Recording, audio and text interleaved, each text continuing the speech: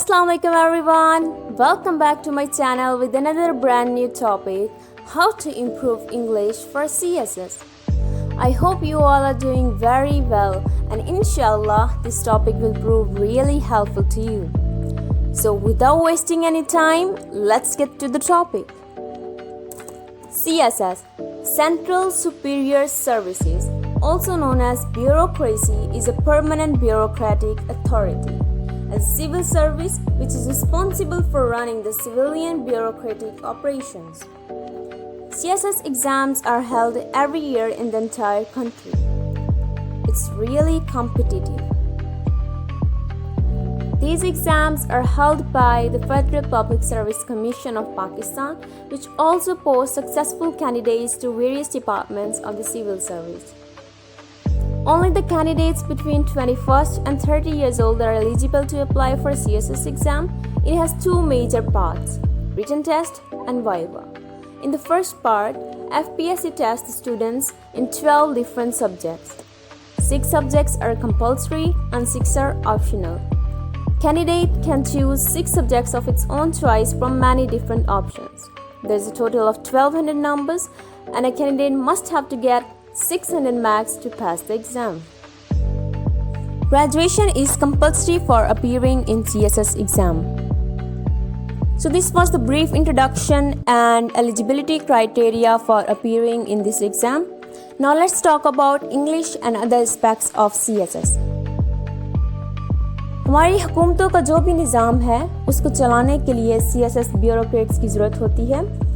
हमारे मुल्क में जो 12 बड़े महकमे हैं, इस टेस्ट को पास करने के बाद उन 12 बड़े महकमों में आप 17 ग्रेड के साथ काम कर सकते हैं. इसके लिए जो चीज़ मैटर करती है वो है आपकी ऑनेस्टी और devotion. It doesn't matter if you are an engineer, doctor, botanist और zoologist. Set your goal and work on it with discipline. अगर आप कोई गोल बना रहे हैं तो उसको प्रॉपर प्लानिंग के साथ पूरा करने की कोशिश करें. जो आपकी ये प्लानिंग होगी यही आपको आपकी डेस्टिनेशन हासिल करने में हेल्प करेगी. अब रिलेट करते हैं BS इंग्लिश और CSS को. CSS is easy after doing BS English.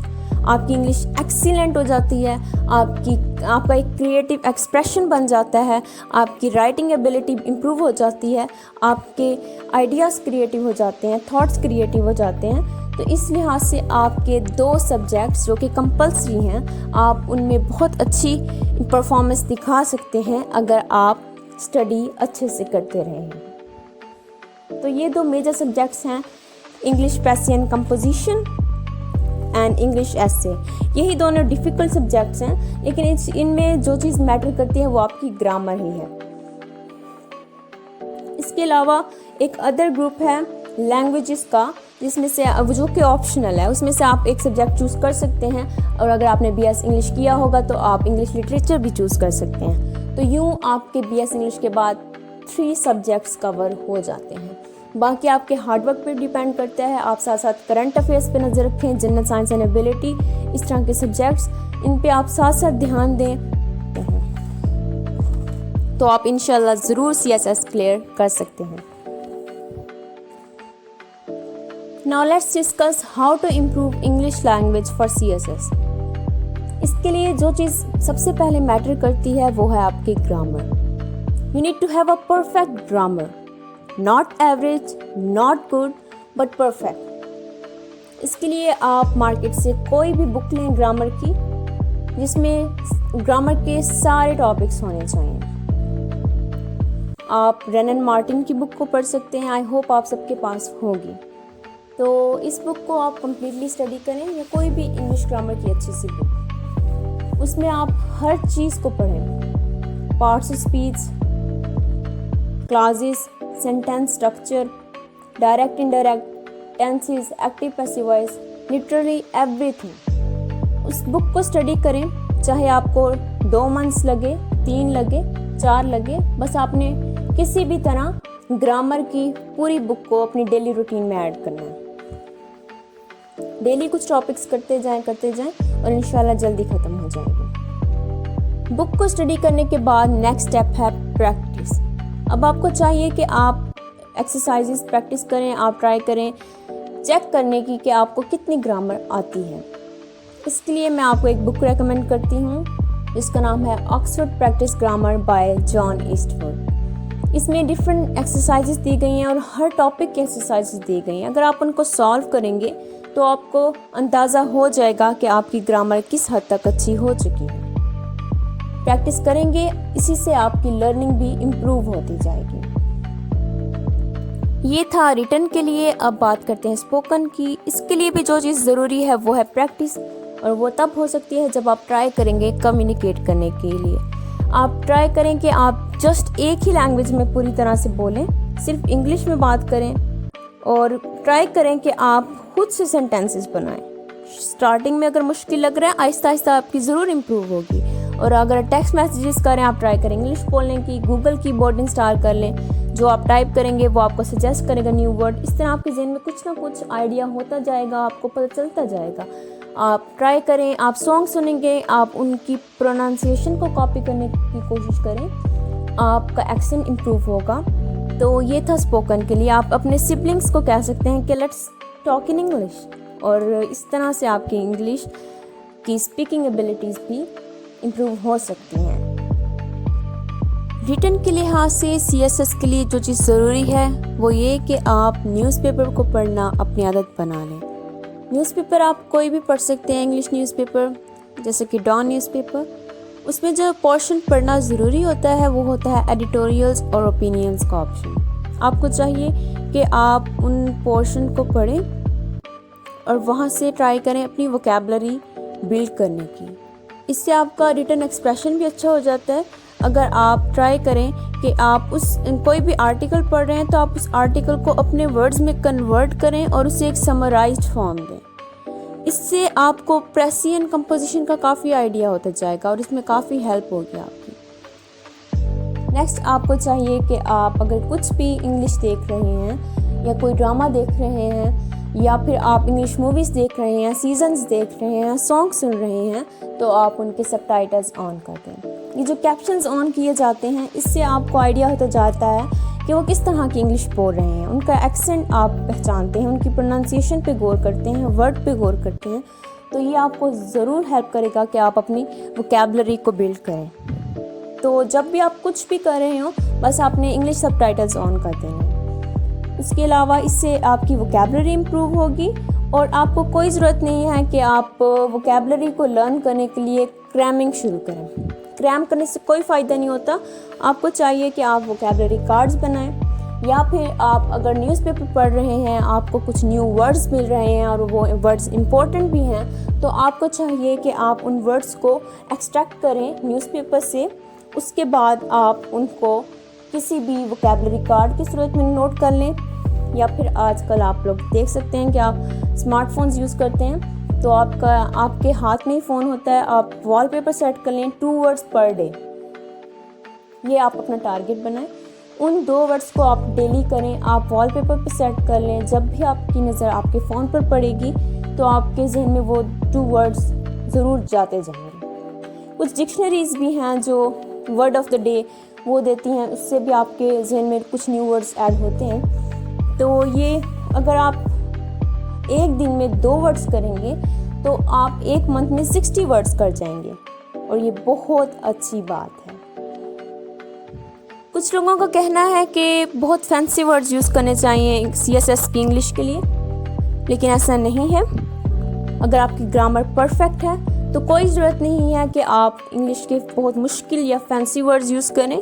Simple words use करें, लेकिन आपकी ग्रामर परफेक्ट होनी चाहिए। ग्रामर पे कोई कंप्रोमाइज़ नहीं है CSS में। आपके टेंसेस में मिस्टेक नहीं होनी चाहिए, आपकी पंक्चुएशन में, ग्रामर में। बस आपने अपनी ग्रामर पे पूरा फोकस रखना है और आपकी वोकैबुलरी भी साथ साथ इम्प्रूव होती जाएगी।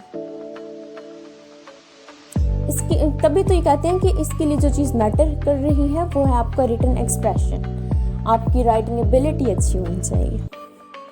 तो इंग्लिश इंप्रूव करने के लिए जो इम्पोर्टेंट पॉइंट्स हैं उनको समराइज़ करके मैं बताती हूँ। पहला था आपकी ग्रामर परफेक्ट होनी चाहिए। दूसरा था कि आपको प्रैक्टिस करनी चाहिए, डिफरेंट एक्सरसाइजेस सॉल्व करनी चाहिए। तीसरा था आप कुछ भी देखें तो आप सबटाइटल्स ऑन कर दें। चौथा था कि आपकी वोकैबुलरी कैसे इम्प्रूव हो सकती है। और पांचवा था आपके करेक्शन नेसेसरी है, फैंसी वर्ड्स नेसेसरी नहीं है CSS के लिए।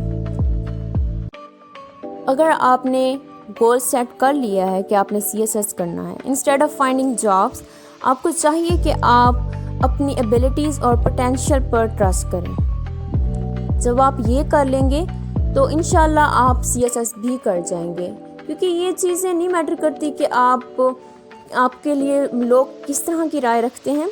लोगों के ओपिनियंस भी चेंज हो जाते हैं जब आप सक्सेसफुल होते हैं। तो जो चीज़ आपके लिए मैटर करती है वो ये कि आपका जो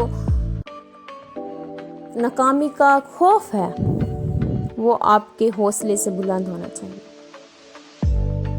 ये थी 3 हैबिट्स, डिटर्मिनेशन, हार्ड वर्क और ऑनेस्टी। इसके बाद है स्ट्रेटजी।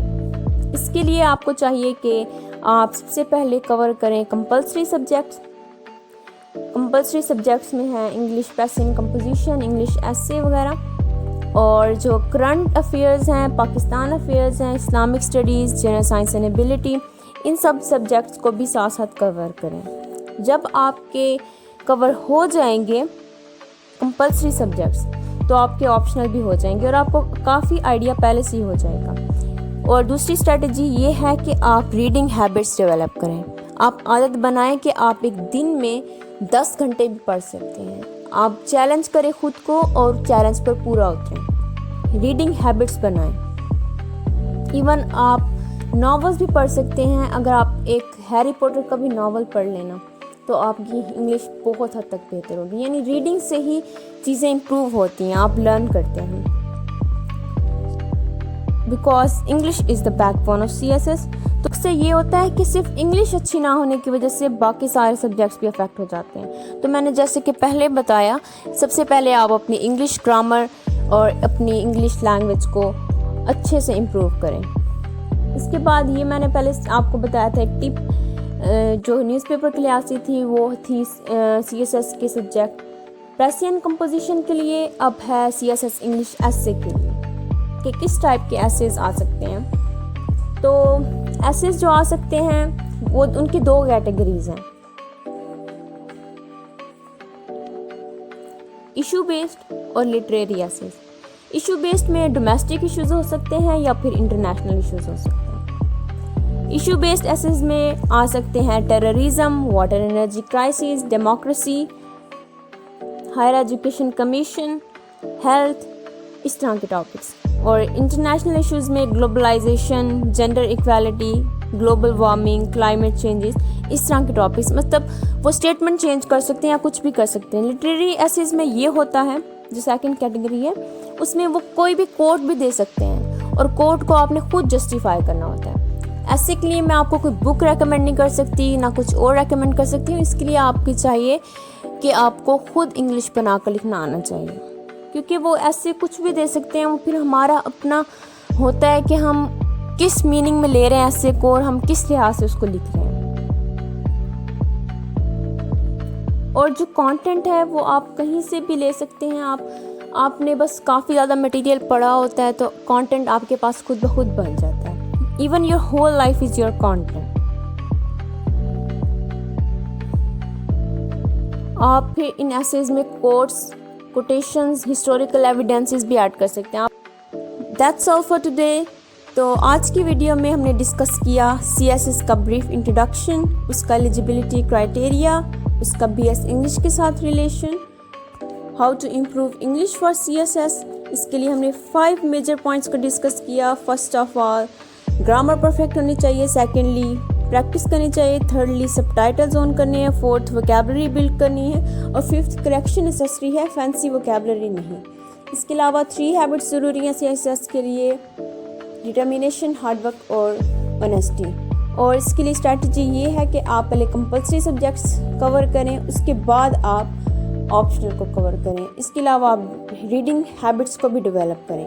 प्रेसियन कंपोजिशन के लिए सजेस्ट किया मैंने आपको कि आप आर्टिकल्स को कन्वर्ट करें अपने अल्फाज में और उन्हें एक समराइज्ड फॉर्म दें। और ऐसे के लिए आपको मैंने कुछ टॉपिक्स बताए कि किस टाइप के टॉपिक्स एग्ज़ाम्स में आ सकते हैं और उसका कंटेंट आपको किस तरह से खुद डेवलप करना होता है।